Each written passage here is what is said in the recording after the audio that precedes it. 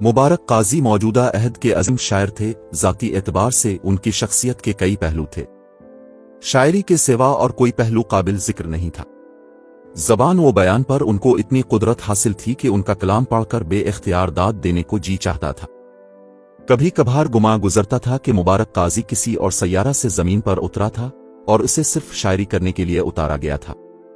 उसने आगाजी जवानी में रिवायती हसन व इश्क की शायरी की जाम व सबू को न सिर्फ शायरी का मौजू बनाया बल्कि उसे अपनी शख्सियत में भी समो दिया। काजी को ये कमाल हासिल था कि वो दीगर जबानों के अल्फाज का इतना खूबसूरत इस्तेमाल करता था कि अच्छा लगता था। कभी कभार ये यकीन मुश्किल से आता था कि बलोच साहिल का एक शख्स बलोची जबान पर इतनी मलिका कैसे रखता था।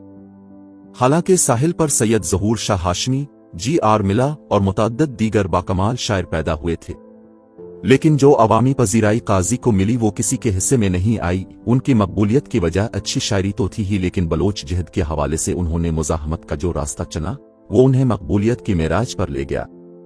जवानी के बाद उनका ज़ाहिर बातिन गुलज़मीन से वाबस्ता हो गया था और वो लीलाए वतन को ही महबूबा समझता था।